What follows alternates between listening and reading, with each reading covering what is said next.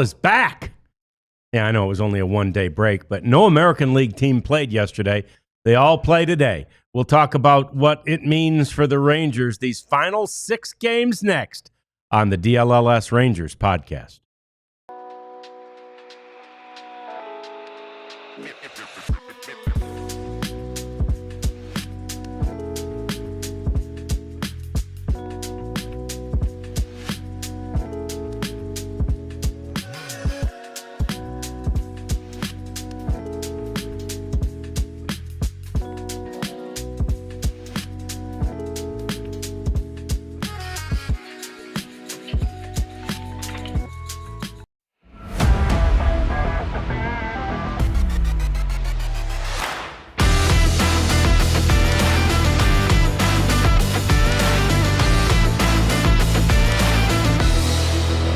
Yeah, there's no doubt the Rangers would like to be over 500 for the season. Still imminently possible. All they have to do is go 3-3 in the final 6 to do that, and they'd like to be better than 3-3 in the final 6. Hi there. Welcome into the DLLS Sports Studios. It's the DLLS Rangers podcast. Me, John Radigan. We got Jeff Wilson right here. The Queen, Kat, is in this smaller studio with us, the one we like better.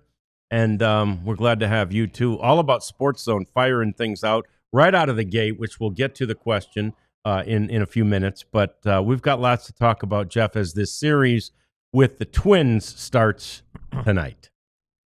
Yep, the slow march to the end. Yeah. And, there's still some stuff to play for, as you saw in our little thumbnail there, 500 or bust. The Rangers need to win twice to assure themselves 81-81 record.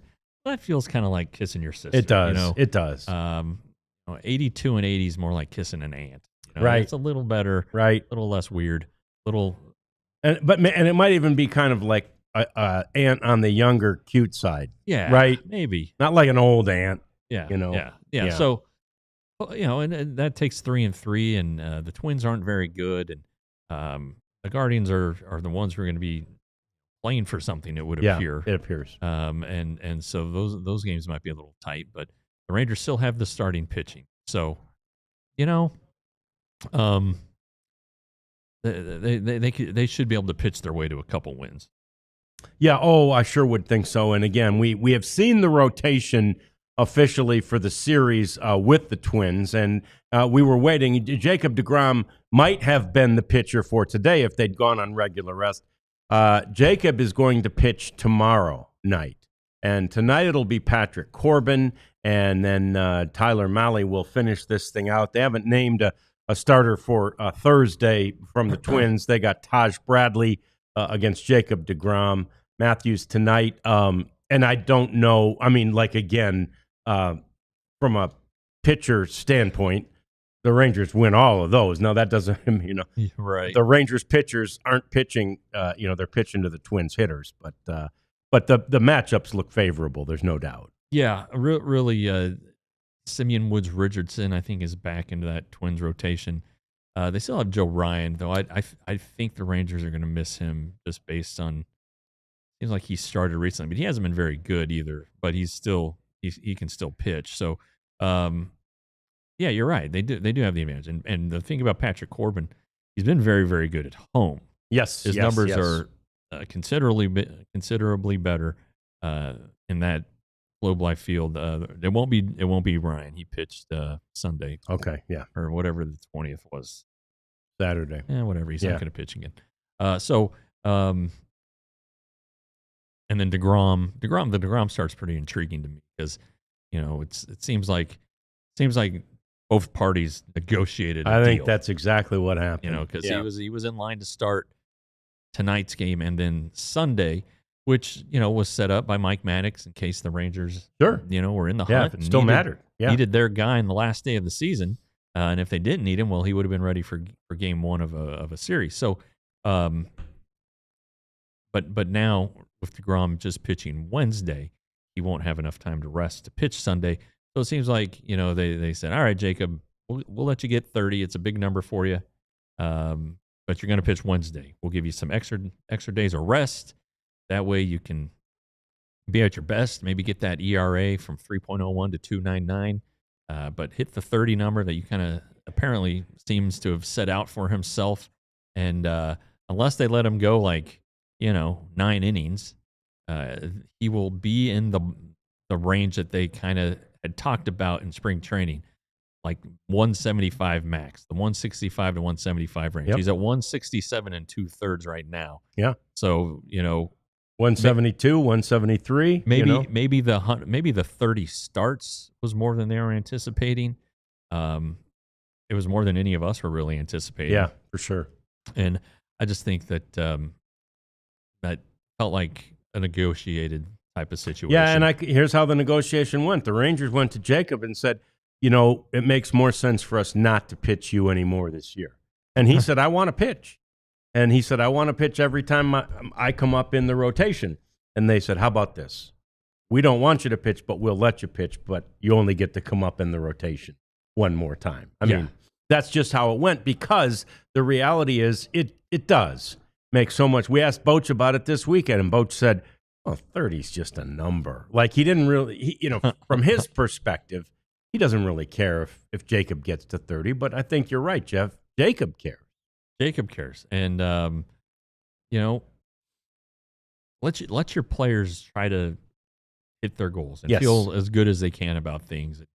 Maybe let them have a good taste in their mouth going into the offseason rather than sitting around not pitching for the last 10 days of the season and being kind of ticked about it. Yeah, right. Go out there, do your job, make it a good start, put a nice cap on your comeback season from Tommy John. Yeah. And then, next year, okay, you want to throw 200 innings? We'll give you that chance. Sure.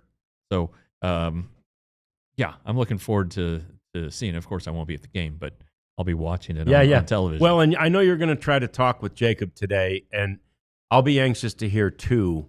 I'm sure you'll dive into this a little bit, though. If he feels like, because, again, if you're just looking at the velo, you're going, man, he hasn't lost anything. Yeah. But to your point, and you wrote this yesterday, I think, everything he does, and he's not Jacob deGrom without that command. Right. And so does fatigue going further into this thing than any of us thought he would, does that take a toll on his ability in that realm?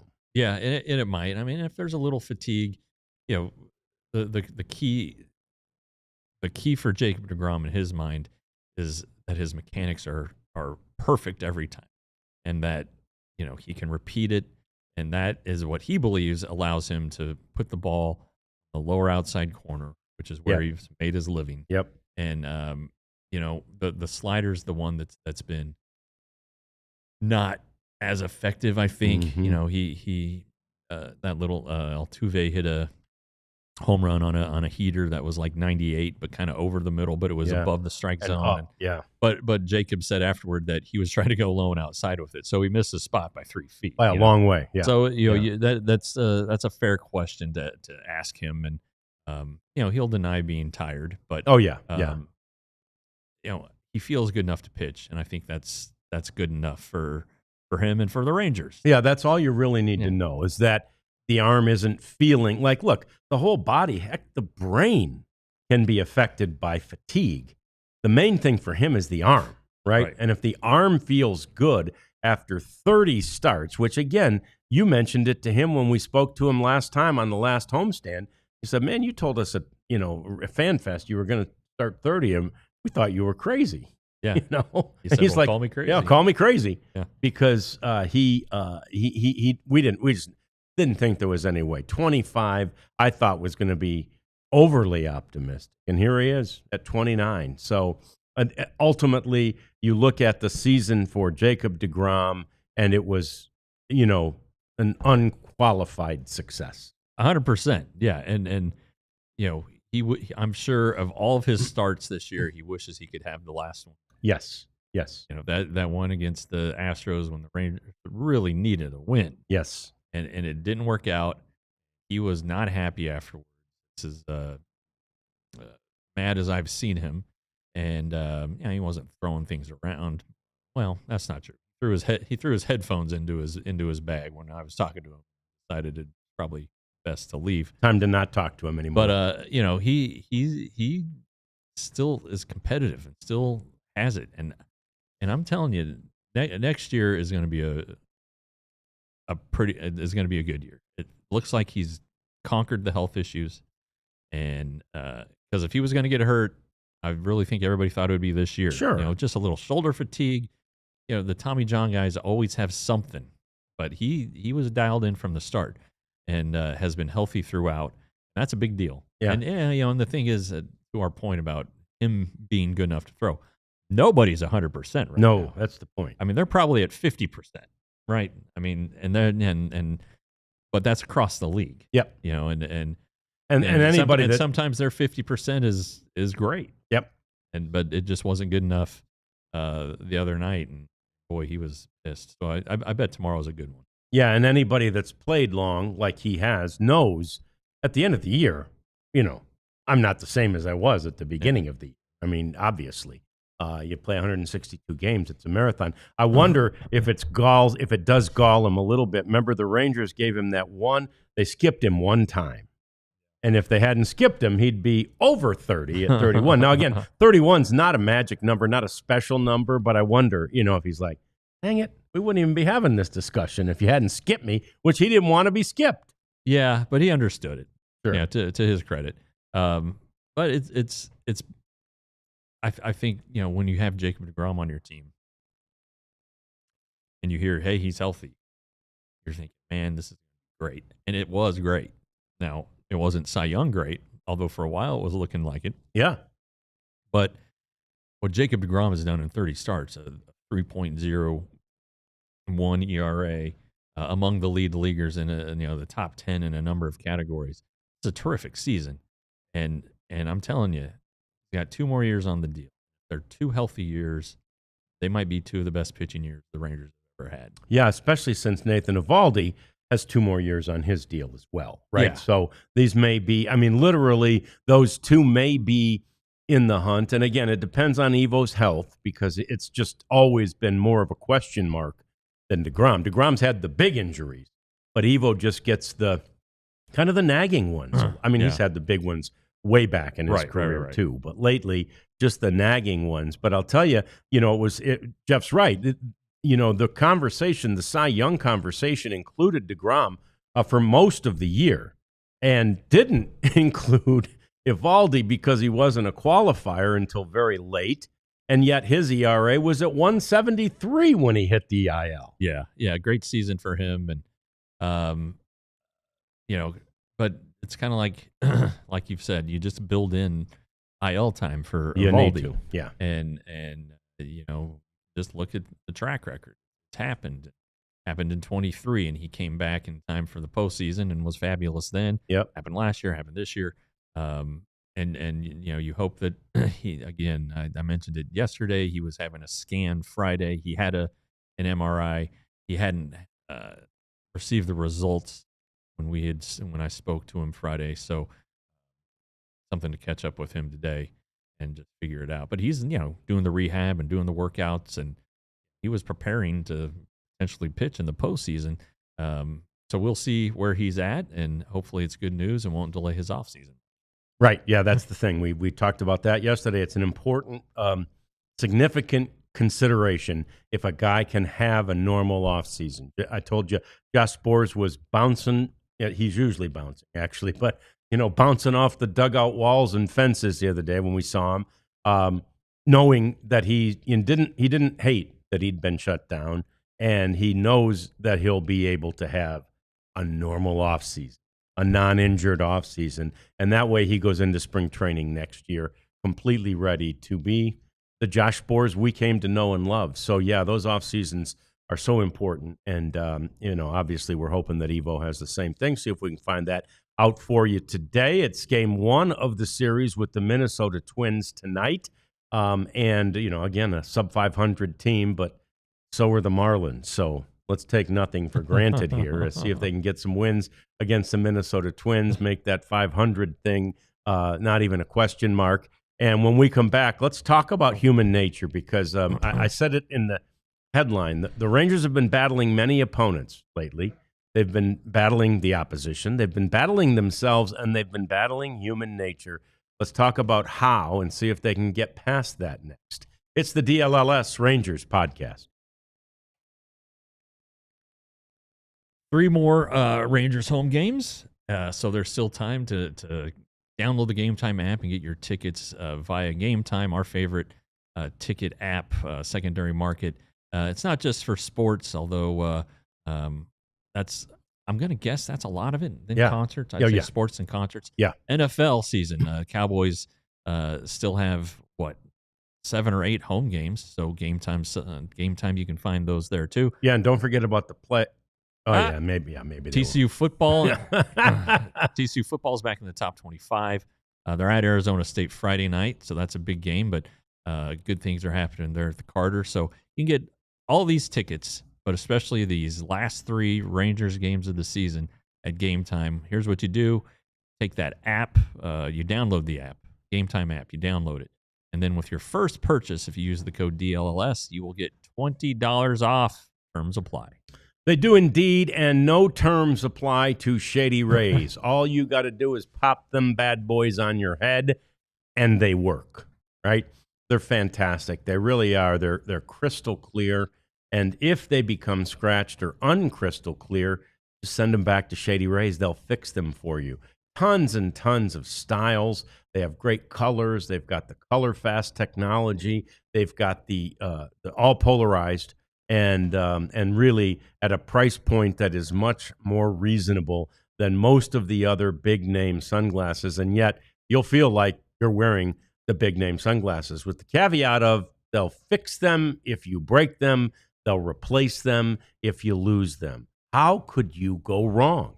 Shady Rays are the best you can possibly have. So go to shadyrays.com, use the code DLLS35, and get 35% off the already low pricing at Shady Rays.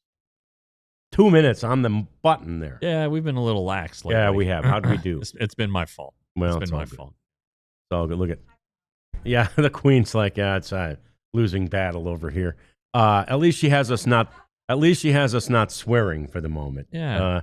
They lose if they're 0-6. Job she's doing too. I promise you, if the Rangers go 0-6, we might be cussing again. She'll have to get us off the. If they. Oh wow, we get to drop F-bombs if the S. Oh, S. I thought you said F. I got to come up with a creative S word. Yeah, well, there's a lot of S words. We'll find them. Anyway, I thought she said F. Darn it. So anyway, so this human nature thing is sort of encapsulated. And Jeff actually brought up a quote from Merrill Kelly yesterday, which was like his post-game interview. It might be the best one on record. Yeah, was it Sunday? It was Sunday, right? Yeah. So Jeff brought up the great comment that he made about, hey, these young guys were there and they were doing great, but guess what happens? Teams get a book on them, right? Yeah. And they do. And they figured out what it is and where the holes in their swings are, and it's a lot harder for the young guys, any young guy. It's a game of adjustments, right? We've said that forever. You get in, you do something, the league adjusts to you. It's now your job to adjust to the league. Do the young guys even have an opportunity to adjust back? I don't know. I mean, there's not much time left in the season. Probably not. But that's their job in the future. Going forward, they have to adjust to the adjustments that the league has made. So anyway, what a brilliant quote that I hadn't really thought of, even though we talk about that all the time. The other one I thought was so telling and honest from Merrill Kelly was just about sort of what happened in Houston. And he said, I think Houston obviously is the big one. That was kind of a make or break series for us. We didn't handle our business. After that, the hill became a lot steeper. I think the Houston series was kind of a telling point of where we were going to end up. And so it happened, right? They all go into it knowing that. Yeah. And then it happened, and that's how Miami happened, in my estimation, right? And you say, well, they have to put Houston behind them. Yes, they do, but it's harder to do than you think. When I'm out on the golf course and I make a 9 on the third hole, I've got to put that behind me. But there might be a 10 and 11 coming before I finally put that behind me, right? Yeah. And so it's it's a very difficult thing to do. And it seems, we see these guys perform so well and almost, as we've said many times, like robots. But they're humans, right? And it demoralized them to have what happened to them in Houston. It demoralized them even more than it demoralized us and the fan base. Yeah, well, yeah. If there had been 39 games left instead of 9 games, right, it would have been easy to put. Yeah, fine. Yeah. But there were 9 games left, and they knew the climb. And now, all right, where's the fighting spirit? Well, they probably were punched out. Yeah. At that point. And maybe these young guys, as they recognize that things are different and that they're not having as easy a go of it, they start to press. So, you might have that factor. They're trying to do too much. Mm-hmm. And then, maybe for a couple days you have some guys who are licking their wounds and, sure, and maybe feeling a little sorry for themselves. But, I still think that now with 6 games to go, and Bruce Bochy said it the other day, go out and play and be professional. Yeah. That's the thing.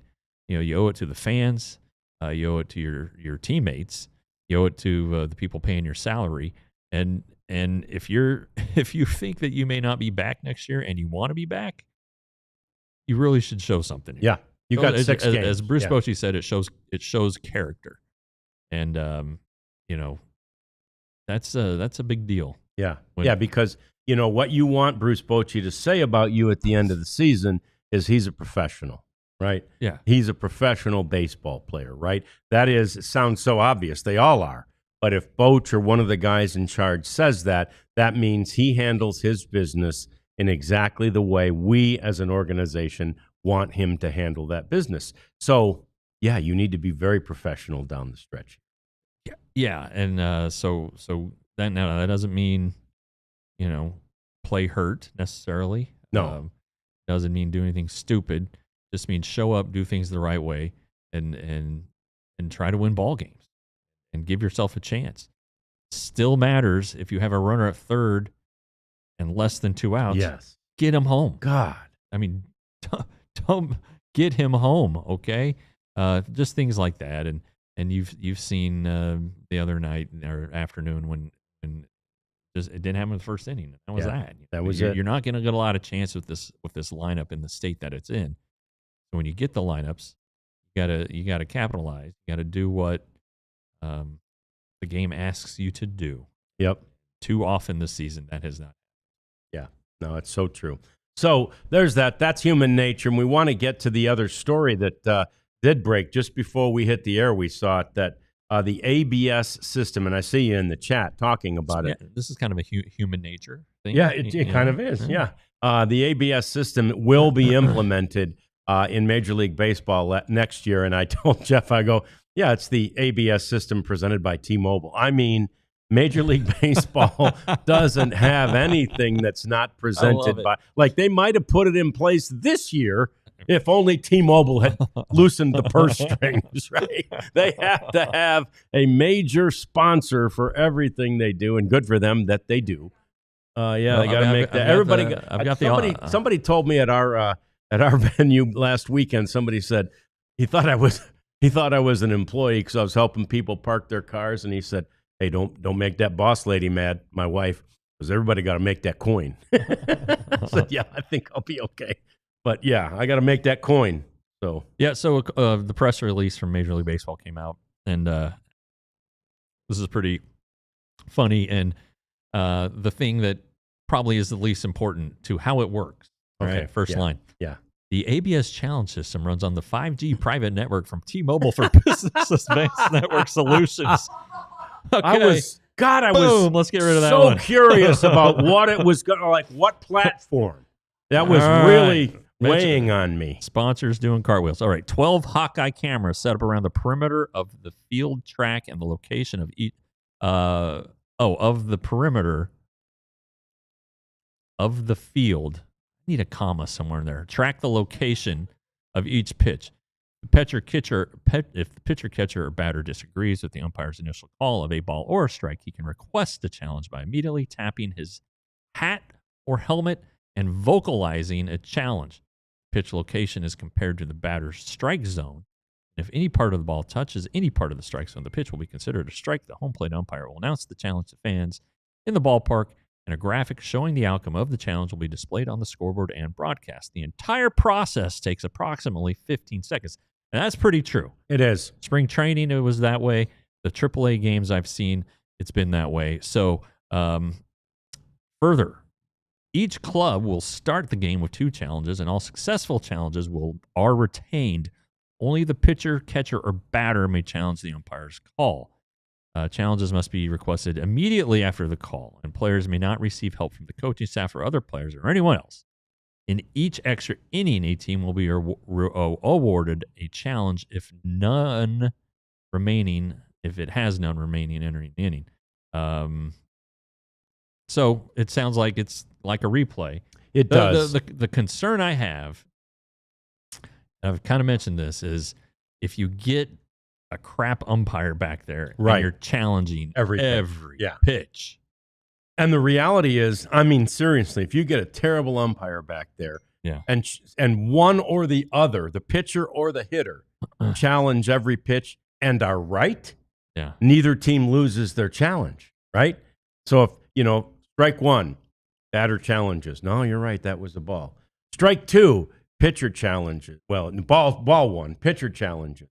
Oh, yeah, no, that was wrong. I mean, it could just go on and on and on as long as you aren't wrong. Now, what are the chances of nobody being wrong in that situation? Not great. Well, there are some stats. Oh, good. So in spring training, teams challenged just over 4 pitches per game with a success rate near 50%, consistent with results observed during minor league testing. So 288 games in spring training had it.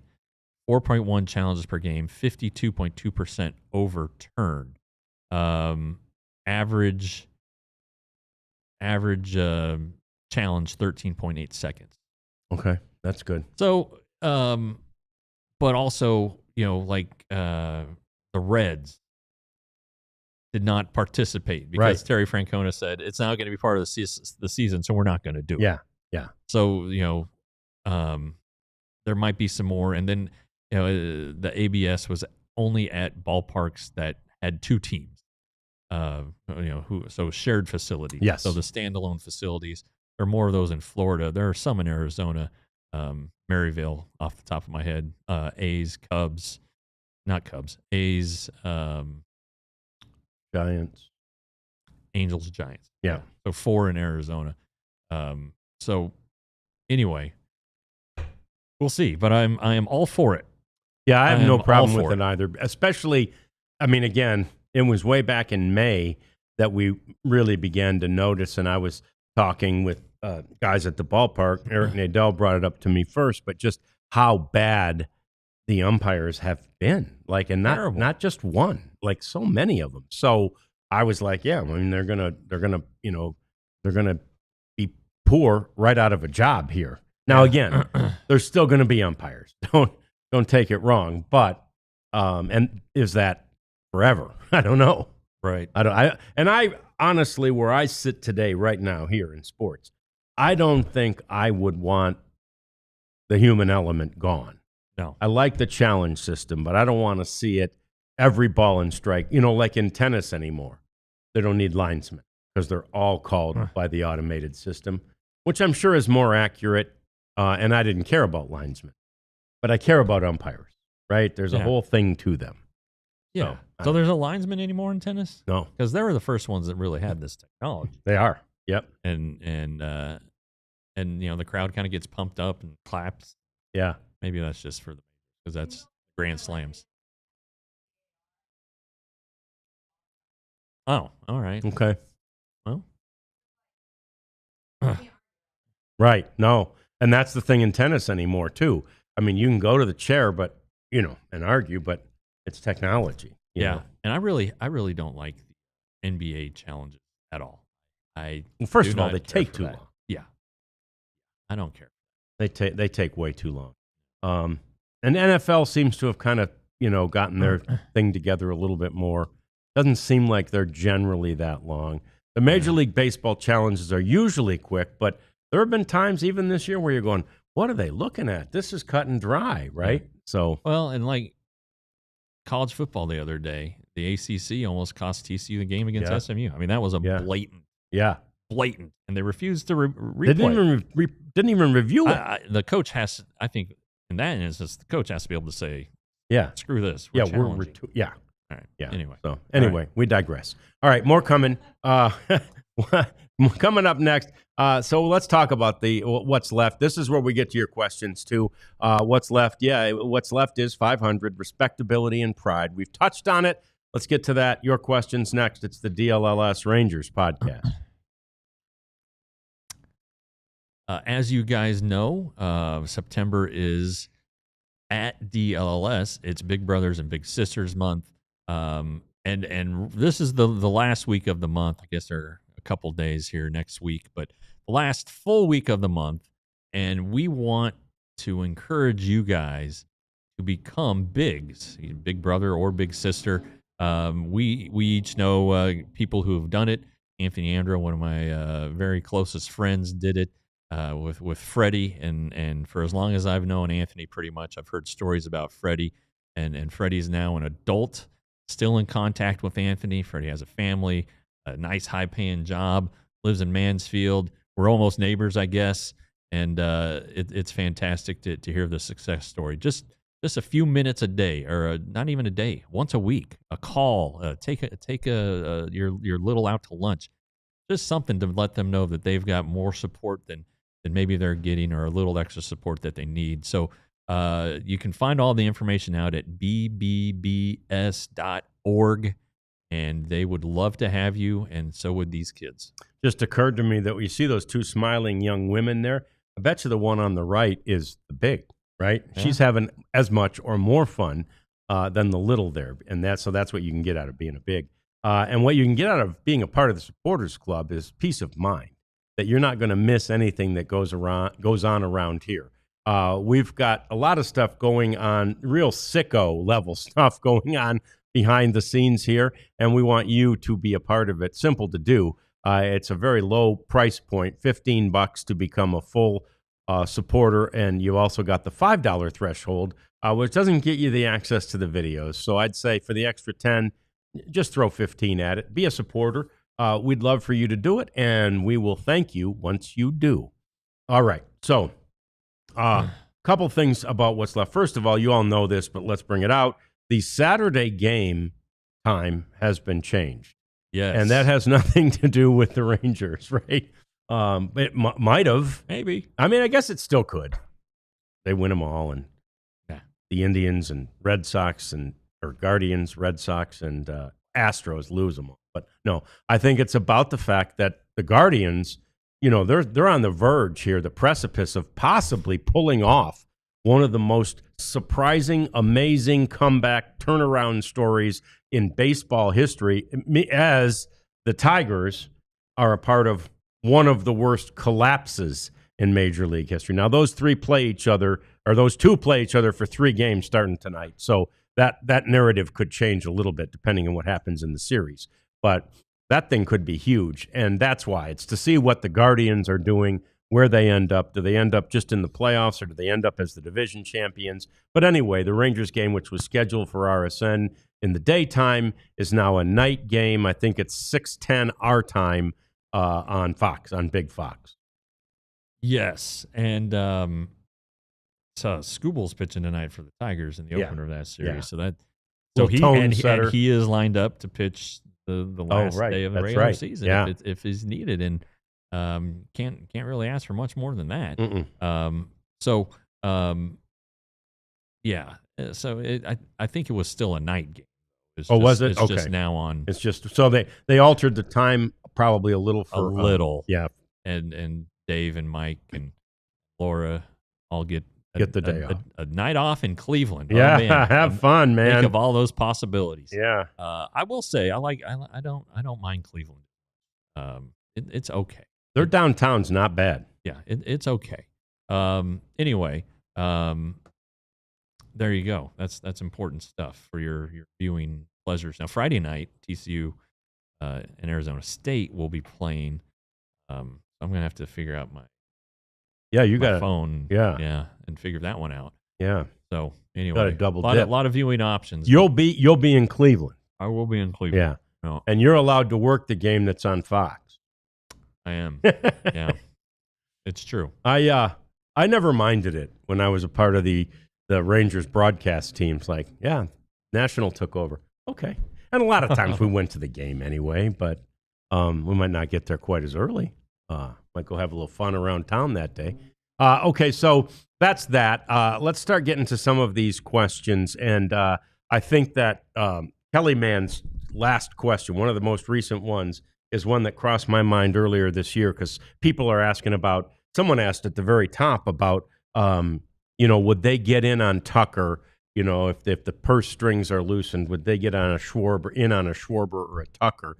And I think it depends a lot on the luxury tax. Did they go over? And I don't think we know yet. Yeah, I think it's and I think incredibly close. I think they're still trying to stay under. I think there's some contract incentives that are in play. I think they've missed some of the big ones with Malley because he missed so much time. Yeah. But there's still some things at play here. And so I don't have an answer for you. No. And of course, they're not out advertising it. No, they don't like to talk about it, but it's huge. It really is. It's a great question, Kelly Mann, because if they go over, they ain't spending money this offseason because it gets more and more penal the more years you go over. So this would be, what would this be, their fourth or their third year in a row? Third year in a row. This would be their third. And then, so if they go over again, they absolutely have to get under it to reset the thing at zero. Because otherwise, the percentage escalates every year that you go over. Right. So yeah, I just don't think they'll spend if they go over, but I don't think they're going to go over. I think that's been CY and everybody in baseball ops' biggest job / chore as they go down the stretch here is to make sure that doesn't happen. Yeah, and you have the teams that don't care. Right. And right. Oh, yeah. Dodgers don't care. The Yankees don't care. The Mets don't care. Right. And okay, that's the way they choose to operate. Wonderful. Yeah. That's not the way Ray Davis and crew want to operate. They're willing to go over by a little. Rarities aside, I think CY said on the Fan yesterday that they may stay below. So it's close. Yeah. It's close. But no, he's saying next season. Oh, next season. So if season. they're trying to work on staying below the threshold next season, that means they're going to, pretty sure, that means they're going to exceed it this season. And then the answer is no. They won't be in on Tucker and Schwarber. You know? I mean, as we talked about, potentially there's going to be $60 million. Yeah. Depending on what you do with Heim and Garcia, because Gray is leaving and Malley's a free agent. Then you have all the the relievers who are on the 1-year deals who are free agents. So you pile all them up, and it's about 60, 50 to 60. So you can do a lot of damage with 50 or 60 million. You can, but I don't think you want to spend it on one guy. You don't want to spend 80% of it on one person. Yeah. If you are not going, because there's too many things to be done. Yeah, yeah. You would. You have all those relievers who are free agents. Well, you need to sign guys to replace them. Right. And you probably need to sign at least one starting pitcher. I mean, right now, all that's coming back, 60% is coming back. Evaldi, DeGrom, Leiter. Would you like Merrill Kelly back? Well, that'll cost you. Tyler Malley looked pretty good the other night, honestly. Yeah. What would you pay Tyler Malley to come back? So then you'll have some guys on minor league deals who. What was Malley making this year? Yeah, like 16.5. That's what I thought. Yeah, I mean, if I can get him back, probably can't get him back for that. But if I could get him back for around that, I might be able to get him back for less. I mean, if I could get him, take on if that I injury? could get him between 10 and 15, sure, I'd be happy to have him back. I mean, so like Sean Armstrong, who's making like 2.5 this year or something like that. Same thing with Milner in that ballpark. I'd take him back for raises. Yeah, I'd take both those guys back. I don't know if you can get double their salary, but somebody might out there. Yeah. But I think one of the good things that's emerged this year relief wise is Cole Winn has the look of being a guy that you're gonna have at the league minimum for a few years. What and do we then have? 3 more years or 4 of control on him? I'm probably 3, probably more than that. Probably 4 4, or 5. maybe even 5. Okay. Anyway, so Cole Winn's looking good. All right. Any relievers that were down there this year, Mark Church, we can't forget him. He made the opening day roster. Yeah, he did. He was injured the rest of the season. But if he's healthy and he's already made one major league roster, there's a reason to believe he can make another. And then you have Robert Garcia, who I believe is still pre-arb. Mm-hmm. So anyway, so you got that's 3 of the 8 right there that are pretty affordable. And maybe if Jake Latz isn't in the rotation, which I think he has a good shot to be, then maybe he's Sure, he'd be a bullpen piece. so there's half your Yeah. half your bullpen at less than $1 million a piece. So that's a good place to start. But again, you want to dive into whatever it's going to cost to sign Kyle Tucker. And it was interesting when David Murphy was on our anniversary show. He brought up, how much do you want to pay him? Do you and he wasn't talking about per year. He was talking about the totality of the contract. You want to give him a 10-year. You want to give him Corey Seager money. Right. Would it take more than Corey Seager money? Might. Do you want to do that? And he's got this mystery injury, right? It hasn't really cleared up. Yeah. So I don't know. I think there's some questions to not sign him, but I don't think it's a great free agent class is the issue here. They need to hit on like the right backup catcher. It's kind of the inside baseball things. They need to have just the right component, the right fits.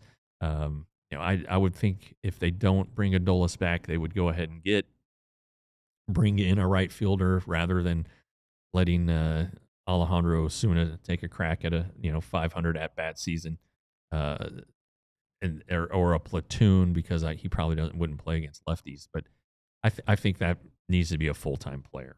Mm-hmm. So what do you want? Well, you want some defense, right? You want some on base. You want a guy who puts the ball in play more. I was thinking, well, what about Mike Yastrzemski? Mike Yastrzemski's hitting 228 this year. Yeah. And he doesn't have as many home runs as Adolis. No. Probably not as good as a defensive player, and he is a platoon guy. So this is why Chris Young and them make the big bucks. And part of what's going to happen this coming month in October will be they'll get everything lined up, everything in order, so that on day one, Chris likes to, on day one, called Kyle Higashioka and said, we want Kyle. Yep. He wants to get the ball moving there before the market gets set, and have a lot of the heavy lifting done before the winter meet. Sure. So we'll see what happens, but it's going to be. I would just assume they never want to go over the. I suppose that's true. And if so, if CY said that, it's like, we're not going to go over the luxury tag. We don't want to do that. Because again, you said it yesterday. He has a boss. His boss might listen to the fan. So, I don't want my boss hearing me say, oh, we're going to shatter the We're luxury. Going crazy. Yeah. As somebody asked earlier, too, would the Rangers be interested, or would they, trade Marcus Semien? I think they would. I mean, obviously, they know they have to eat some of the money that's left on his contract. But if they could get some, real prospects for Marcus Semien from somebody, I think that's something they'd be interested in. And they'd save a little money, but they'd have to pay a lot of it. Yeah, and like, would you eat? What's Jock making next year? 18, 20? Yeah, 18. Let's say it's 20 for math purposes. Would you be willing to go to Ray Davis and say, all right, I can trade him, but we're going to have to eat 75% of the contract. Yeah. But it's saving us $5 million. It's giving us $5 million to play with. Right. That's a possibility, I think. So I just don't think, and it was it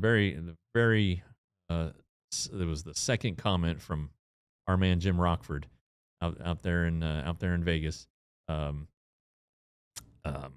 Rebuild? No No rebuild. Yeah. we know that there's reasons to do it because the farm system's in such disarray, but they've just got too much of a solid core to tear it down. Yeah, appreciate you. Oh, good day.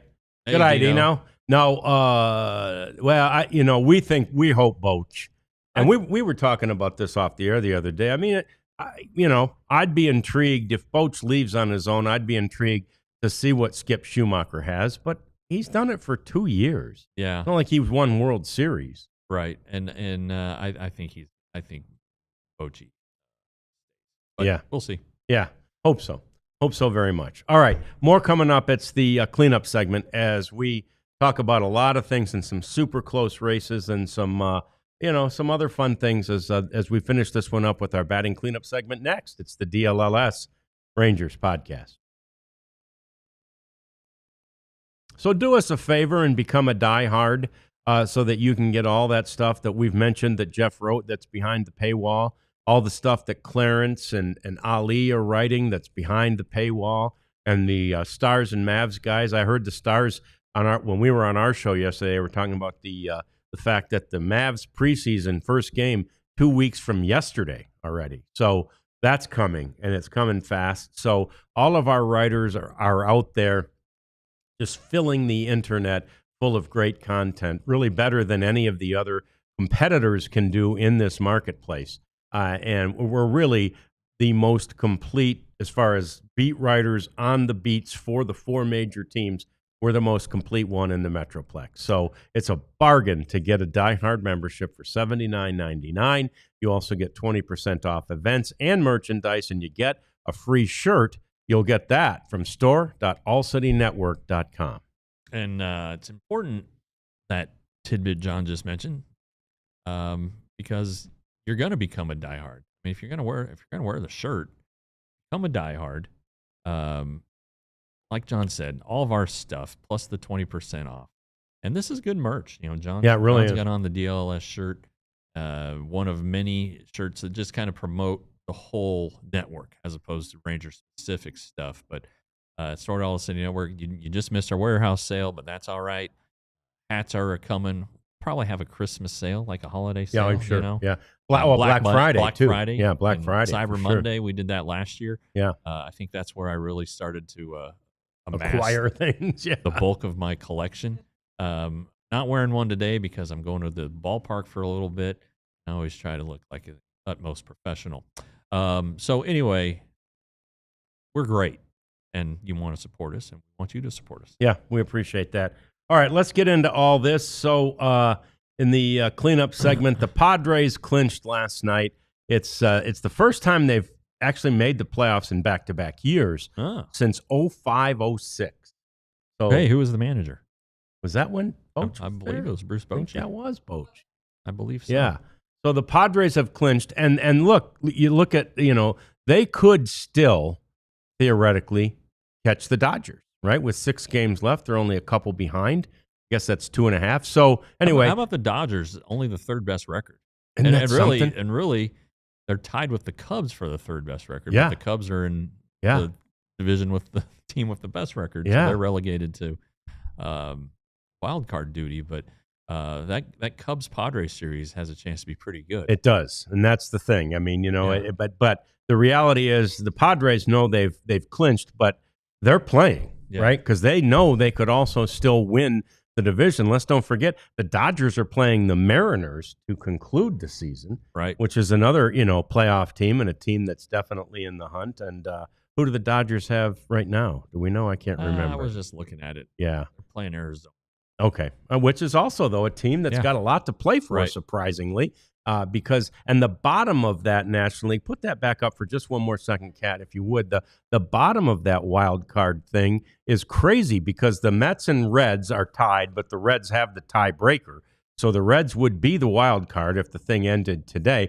And that is, and then the Diamondbacks are only 1 game back. I think the Giants and Cards are obviously out, but they're playing each other today. Are they? So there's one of them's going to fall further out. I swear to God, though, that somehow the Reds thing wants to remind me of the year Boach came back, since they've got Tito, Terry Francona back from retirement in the dugout. I just feel like, he's a winner. And I swear if the Reds get there, watch out, baby. I mean, Sure. I think they could be a team to absolutely be reckoned with. Well, they have an ace. I mean, Hunter Green is an ace, and he's pitching tomorrow. So he can dial it up and go deep in games, and they're not a complete club, obviously, because they've won one more game than the Rangers at this point, right? And 84 wins might do the trick. That's 3 games above 500. So they're not great, but you get these teams that are hot. They come in and something special happens, and so we'll see. They've got 3 with the Pirates. The Reds do, and then they're at the Brewers. Okay. So, well, what's Milwaukee going to be? Right, they might not care anything at that point. Maybe tuning things up, getting everything, all their ducks in a row. Yeah. They are going to get the bye, so maybe they do want to, maybe not ease off too much. Sure, but I think that I think I'm going to be a Padres guy for the National League postseason. I think I'm going to be. That's your now. I'm going to go Padres. You're rooting, or you're thinking that they are the. I'm going to root Padres. Okay. I don't know what's going to happen. Yeah, I still think the Phillies are the team to beat over there, but we'll see what happens. We'll probably make some picks once the playoffs are officially set. Although they're almost completely set in the National League. Yeah, we'll make some picks. They're almost set in the National League, but they're not set at all. Only one team is clinched in the American League. That's the Blue Jays. And the other thing about the bottom of the NL, the Mets' last 2 series are at the Cubs and at the Marlins. And you'd say, oh, just the Marlins. Oh, what have the Marlins won? 9 or 10 in a row? I mean, they're smoking hot. Yeah, they're going crazy right now. So that Mets collapse would be, one of the worst collapses ever if it weren't for the fact that the Tigers are like trumping them by, exponentially if they lose a 15.5 game lead here at the end of the season. So, how about that? Yeah, that one. I don't know. This is going to be interesting next 3 days. It really is for them because they're head to head. Yeah, it really is. Look at the American League again. We just flashed it for a second, but there's the American League, and we've got obviously the Rangers. It says right there officially are still in it. They're not, and the Astros. So it's really, to me, Jeff, it's going to be between the Astros. I think it's going to be between the Astros and the Tigers as to which one does not make the play. There's a chance the Tigers don't make the playoffs. And I get it. They play the Guardians 3 in a row, but they're in Cleveland. Yeah. And they're reeling, the Tigers. They've lost 6 in a row. But they do have Skubal tonight, so maybe that changes the whole thing, the dynamic, and sets the tone for them to, get back to how they played for 3/4 of the season. Yeah, I think I really think the Mariners are going to be hell, man. They pitch it so well, and that's it. They pitch so well. Yeah, and that rotation. They have Cal Raleigh, and they can score enough to support the rotation and the bullpen. But I don't know if I feel good about Toronto's pitching. Right. I feel great about agree. their offense. Yeah. And then the Yankees. I don't know how I feel about their bullpen, and their offense can be hit or miss. And the Red Sox, their offense is struggling. Still, you have Crochet, who's great. Then after that, what do you got? So it just feels so wide open that any there's going to be 12 teams that make the postseason. Yeah. I think any of the 12 could win. Yeah. Yeah. It's amazing. Or you could make a case for it. Yeah, which is kind of cool and fun. It'll make the postseason great.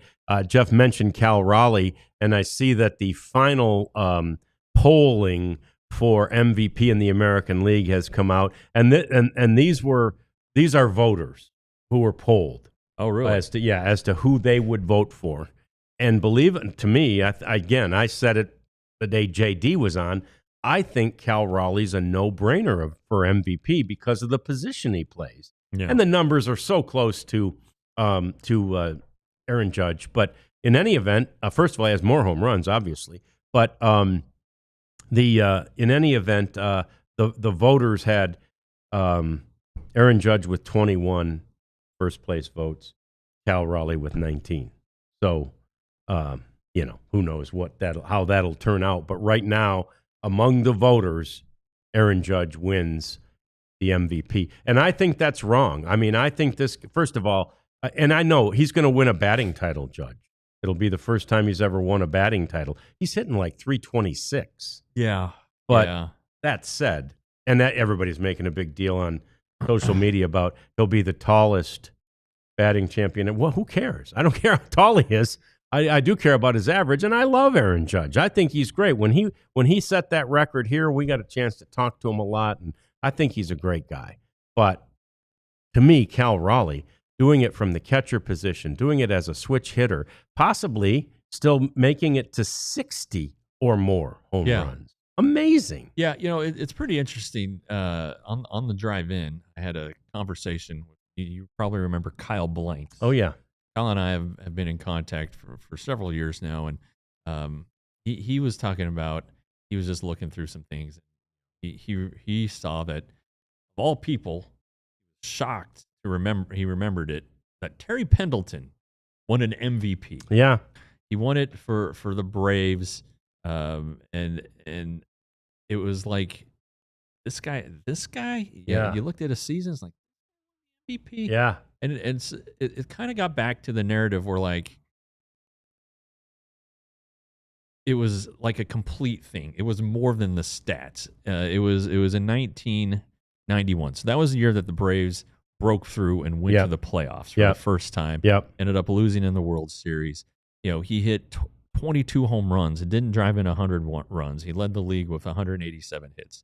Batted .319, so he won the batting title, and a down offensive year for that era. I mean, Tony Gwynn's not winning the right. Well, yeah, if Tony Gwynn's not winning the batting title, something was definitely off. But so he wins the MVP, and it's like there's a whole story behind it.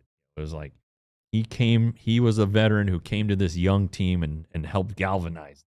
He nailed down a position. This is before Chipper Jones, that had been an issue for the Braves. He knew how to win. Yep. And he was the biggest difference on that team. Yep. Taught him how to win. But that's so that's the Cal Raleigh argument. Right. He's had this great year. And, right. And people probably had better years than Terry Pendleton. But Cal Raleigh plays the most demanding position. He is the guy who is in charge of the best pitching staff in the American League, let's say, or one of the best. And his team's going to make the playoffs. And if you take Cal Raleigh off of that team, they are not making the playoffs. No. You take Aaron Judge off the Yankees, they might make it. Yeah. Yeah. But yeah. Cal Raleigh, not on the Mariners, and the Mariners are not making it. No, and let's just see how the vote ultimately ends. I will say, if Cal Raleigh hits, to Mista's, or to Natalie's point, he could break Judge's record. So if he hits 4 in these final 6 games, he ties it. He ties it, and if he hits 5, he breaks it. Yeah. So, I mean, if he does that, I just have to think he wins just based on. Oh, well, we'll see. And Barry Bonds was second in the MVP that year. Okay. 25 home runs, 116 RBIs, 43 steals. Yeah. Was he still with Pirates? Yeah, 410 on base, 924 OPS. Pendleton had a good year the next year, was second in the MVP. So anyway, there was value at a time to guys like that, guys who played for winning teams. Huge boost in the MVP vote, unless it was an outstanding year like Andre Dawson had in '87. Right.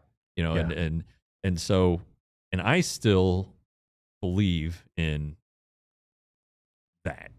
What's your value to a winning team? Yeah.